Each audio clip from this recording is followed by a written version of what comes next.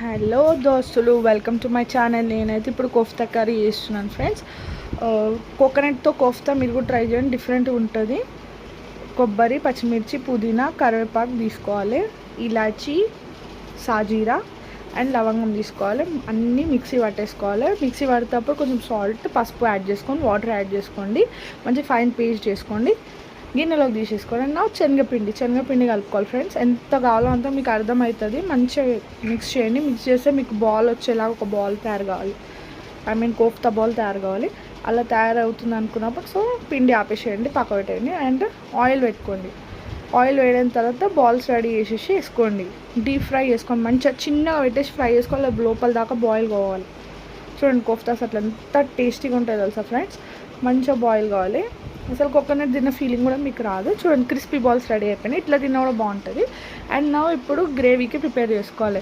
పచ్చిమిర్చి, onion, oil వేసి fry చేసుకోవాలి. ఫ్రై అయిన తర్వాత పసుపు, అల్లం పేస్ట్ కొద్దిగానే వేసుకోవాలి, ఎక్కువ వేసుకోవద్దు. సాల్ట్, అవి మంచిగా సాఫ్ట్ అయిపోవాలి. టమాటో, కొత్తిమీర తీసుకోండి. టమాటో, కొత్తిమీర కూడా వేసేసేయండి. అది కూడా సాఫ్ట్ అయిపోవాలి ఫ్రెండ్స్.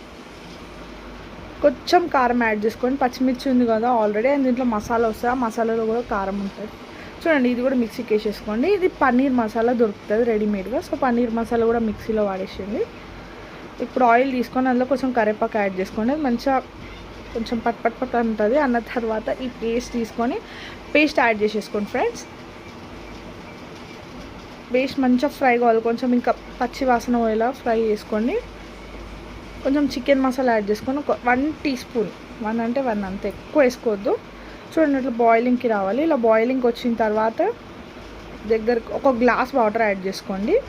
అందులో బాల్స్ కోఫ్తా బాల్స్ యాడ్ చేసేసుకోండి. కోకోనట్ కోఫ్తా బాల్స్ యాడ్ చేసుకొని మూత పెట్టేసేయండి ఫ్రెండ్స్. మూత పెట్టేసి చిన్న పెట్టేసుకొని సిమ్లో పెట్టుకోండి. మంచిగా అవి సాఫ్ట్ అయిపోవాలి. మంచిగా లోపల దాకా పడుతుంది మసాలా. సో సబ్స్క్రైబ్ చేసుకొని చూడండి friends. Curry ready. Like, share,